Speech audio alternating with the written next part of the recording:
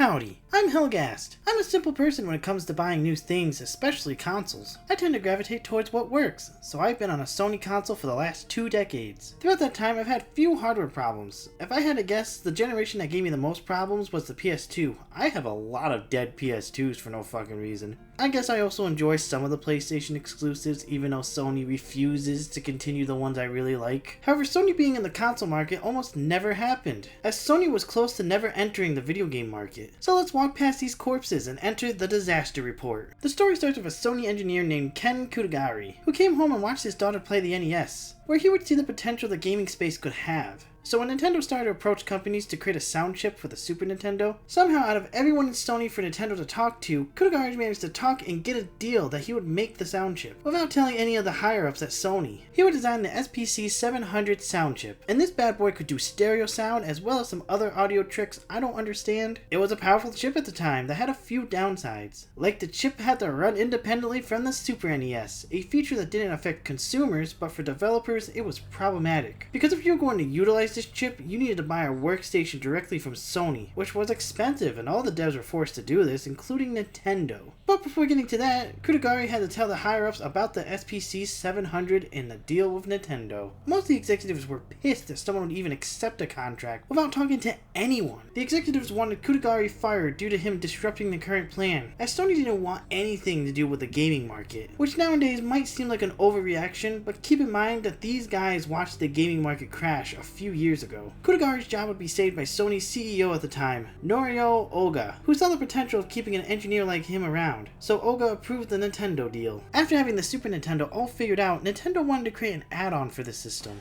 So this has to be around the time frame of 1988 or 1989, and they wanted to create something similar to the Famicom Disk System, just without all the mistakes they made on that project. For those that don't know what the Disk System is, here's a quick rundown. Those that bought the machine would be able to get games from a kiosk system from select stores in Japan. The machine used special floppy disks, which were extremely fragile due to missing a piece that protected the magnetic strip, which also led to the system being easily hacked, leading to a massive pirate problem that ate into devs' profits, leading to a lot of devs losing profits and hurting relationships with a lot of companies in Nintendo. But at least Nintendo saw a good profit for this machine, so why not replicate its success? Nintendo didn't need to find a new partner since they were already working with Sony. The two made a new contract where Sony would be making a new CD-ROM format called the Super Disc, where Sony would retain full control of the Super Disc format, meaning that they could pick and choose who could make games on this system. Plus, any music or movie sales goes 100% to Sony, allowing them to keep on track with their original plan. Around this time, Sony also purchased Columbia Pictures for $3.4 billion and CBS Records for $2 billion, while Nintendo would get 100% sales off each machine sold and a percentage of game sales. To say that this contract was absolute shit for Nintendo is an understatement. All this would do is have Nintendo lose its stranglehold on the industry for no reason. This would also be the last straw for Nintendo's president, Harushi Yamauchi, who was tired of Sony's shit, since he hated how Sony was the only company making the SPC 700, so they couldn't avoid devs from having to buy that damn workstation. Now this contract that the rest of Nintendo agreed on, he started seeking out for other partners for this add-on and would settle on Philips. However, to give Sony a big fuck you, he had Nintendo keep Sony under the assumption that the project was still going on. Sony never caught on, and the development was going well, as an estimated 100 to 200 prototypes were made, and they're trying to figure out a name for the system. Out of all the names floating around, the team really liked PlayStation, only to find out that the name was already trademarked or copyrighted. I don't remember which one Japan actually listens to, but higher-ups at Sony liked the name so much that they would buy the name for an undisclosed amount. Things would keep going smoothly until 1991's Vegas Consumer Electronics Show, where Sony would unveil the PlayStation, only for the next day for Nintendo to take the stage and announce that the Super Nintendo add-on was being worked on by Philips. Now I'm assuming that this was supposed to be like some sort of punchline or a mic drop against Sony, but all it did was confuse the public and even Sony. And since they never had to deal with a situation like this before, they just kept working on the PlayStation while trying to improve relations with Nintendo. This lasted until 1992, where there was no saving the PlayStation add-on. And to make things even more crystal clear, they cut all ties with Nintendo, leading to a board meeting to see if anything could be salvaged from this whole thing. The board members used this as a great example for Sony to stay away from the gaming industry, as this situation was a prime example of the industry being too erratic to actually be profitable. However, for some reason, Kutagari was also at this meeting, and this is another assumption of mine. I'm assuming it was so that they can, really show what could be salvaged from the PlayStation to the higher-ups. I'm not really sure why he's there. Instead of doing that, Kutagari decided to show the board a new CD-ROM system that he was working on. in secret again. Like, how does this man get any actual work done with all these secret projects? But this one had his LSI chip that showed off impressive graphics while surpassing Sony's other semiconductors. This tech impressed Oga, who would yet again overrule all the executives and would be the official start of Sony entering the console space. To allow Kutagari and his team of 9 members to get work done without the other execs breathing down his throat, Oga moved into Sony Music of Japan, a smaller team that works on music. Shocking, I know. But Music of Japan's biggest help is that they had a lot of experience with CD-ROMs, giving them an edge when designing the consoles in its early stages. As one team was designing the console, another part of Music Japan was watching the market, mainly on the consoles that were struggling or failing. At this time it was watching the Atari Jaguar and the 3DO,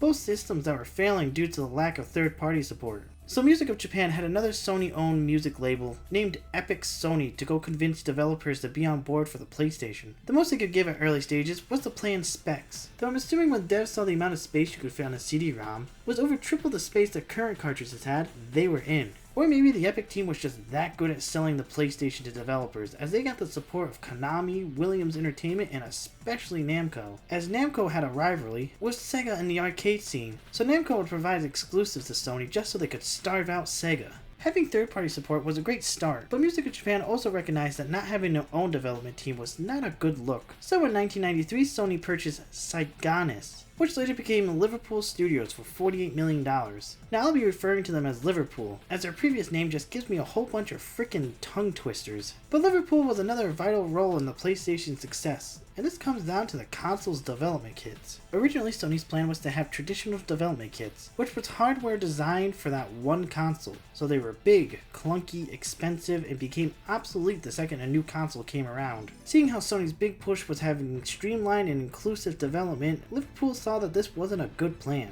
So they went to SN Systems to create a PC development kit. To keep things rather simple, this just allowed developers to plug the development kit into any PC, so they could use their own tools and engines versus being significantly limited on the pre-made hardware. This would be yet another secret project, but they would show Sony this system at the 1994 Consumer Electronics Show. For once, Sony was impressed and abandoned the workstations altogether for this cheaper PC development system. The development system excited devs that they could do so much more, allowing them to use their own tech. But then devs got hit with reality, because they were still very much limited due to the small amount of RAM on the PS1. A problem that a lot of devs complained about, hoping that Sony would listen and increase the amount of RAM. But Kutagari said that increasing the RAM would increase the price, and that's something that they couldn't really do for the PlayStation, unless they wanted to be overpriced and a failure. After all that, the system would launch in Japan in December 1994, and it was a success. Only to turn into a smashing success in America, as their biggest competition was the Sega Saturn. In America, Sega shot themselves in the leg because of Sega Japan forcing the console to come out early, but only in America. And most stores didn't hear about this change until the very moment Sega announced it, which hurt relationships with a lot of stores of Sega, most of them flat out refusing wanting to sell this system, because Sega was going to pull this, who knows what else they could do, which let Sony slide in there with no competition at all, and the system would sell like hotcakes. Meanwhile, back at Nintendo, they would still be fighting with the Nintendo Ultra 64, needing another year, and that was enough time for Sony to really sink its fangs into the gaming market, and since then it's been one of the big players in the entire gaming space, leading us to the company we all know now, love 'em or hate 'em. And that's how Sony came to be, and there was a lot of road bumps, especially with all the executives wanting Kutagari out and to never even touch the gaming space. But I found this topic to be fascinating, and hope you all enjoyed it. If you did, why not subscribe? Next time it's going to be a game review. Until then, have a fantastic day.